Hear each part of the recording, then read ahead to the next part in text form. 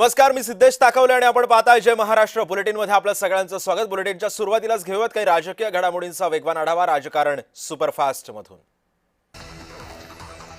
शिवसेनेचे अब्दुल सत्तार यांनी मुख्यमंत्री फडणवीसांची काल भेट घेतली। छत्रपती संभाजीनगर मधलं बंड शमल्यानंतर अब्दुल सत्तार मुख्यमंत्र्यांच्या भेटीला गेले। शिंदेंच्या सूचनेनंतर सत्तारांच्या मुलाचा अर्ज मागे घेण्यात आलाय।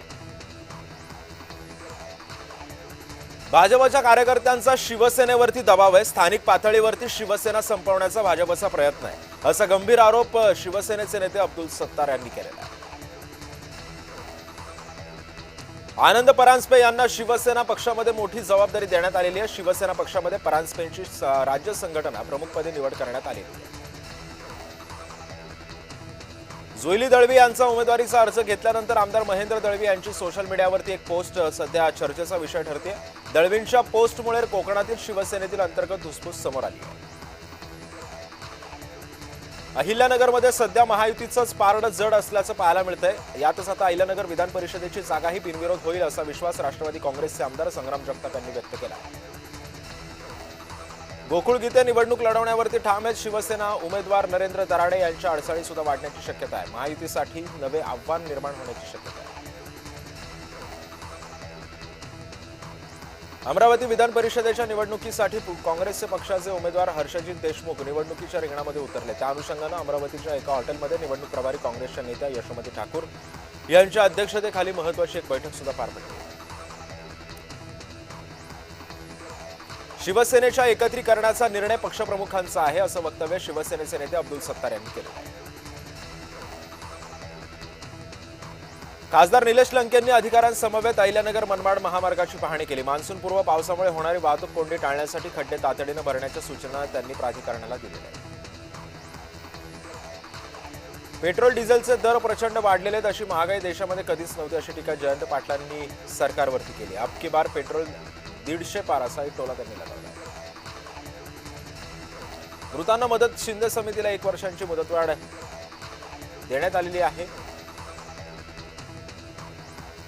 या सगळ्या पार्श्वभूमीवरती मनोज जरांगे यांनी जी घोषणा केली होती तसंच मराठी कुणबी मंत्रालय स्थापन करण्याची घोषणा सुद्धा बाकी असल्याचं वक्तव्य जरांगे पाटलांनी केलं होतं।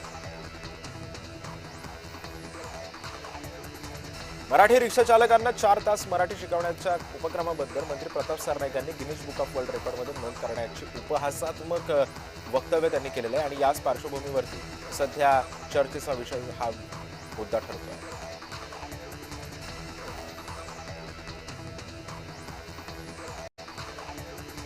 अंधेरीमध्ये तुरळक पाऊस पडला तर अंधेरी सबवे भरला। महायुतीच्या नेत्यांनी नालेसफाईचे दावे केलेले फोल ठरलेत, अशी टीका काँग्रेसचे प्रवक्ते सचिन सावंत यांनी केली आहे। मुंबईतल्या जुन्या आणि मोडकळीस आलेल्या उपकर प्राप्त इमारतींमधील रहिवाशांच्या रक्षणासाठी आदित्य ठाकरेंनी मुख्यमंत्र्यांना एक पत्र लिहिलं। या रहिवाशांची योग्य नोंद करून त्यांचे पुनर्वसन करण्याची तातडीने ठोस निर्णय घेण्याची मागणी आदित्य ठाकरेंनी केली। विधान परिषदेच्या निवडणुकीमध्ये 17 ठिकाणी महायुतीचेच उमेदवार विजयी होतील असा विश्वास राहुल शेवाळ यांनी व्यक्त केला। बंडखोर माघार घेतील याचा आम्हाला विश्वास असल्याचंही ते म्हणाले।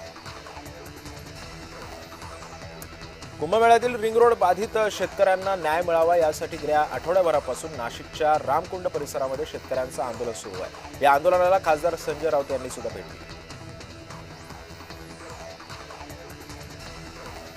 ठाकरे गटाच्या महिला कार्यकर्त्यांनी गळ्यामध्ये भाज्यांची माळ घालून डोक्यावरती सिलेंडर घेत महागाई विरोधामध्ये आंदोलन केलंय। आमदार महेश सावंत यांच्या नेतृत्वामध्ये आंदोलन करण्यात आलं।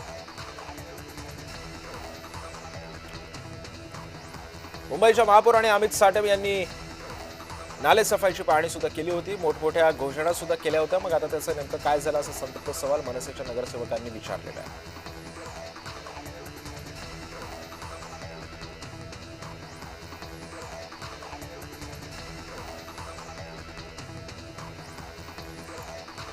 विप्लव बाजोरिया यांच्या अवैध ठरवलेल्या अर्जासंदर्भामध्ये मुंबई उच्च न्यायालयाच्या नागपूर खंडपीठामध्ये सुनावणी पार पडली। यामध्ये विप्लव बाजोरिया यांना नागपूर खंडपीठाने दिलासा दिलेला नाहीये। बाजोरिया सर्वोच्च न्यायालयामध्ये जाण्याची सुद्धा शक्यता आहे। मंत्री शिवेंद्रसिंह राजे भोसले यांनी एअर इंडिया इमारतीची पाहणी केली। एअर इंडिया इमारतीचं महाराष्ट्र शासनाकडे हस्तांतरण झाल्यानंतर मंत्री शिवेंद्रसिंह राजे भोसले यांनी पाहणी केली। पुणे जिल्ह्यातील गर्भलिंग निदान बेकायदेशीर गर्भपाताच्या प्रकरणांमधील आरोपींवरती संघटित गुन्हेगारांविरोधामध्ये कायद्याअंतर्गत कारवाई करण्याची मागणी सुद्धा शिवसेना नेत्या नीलम गोऱ्हेंनी केलेली आहे.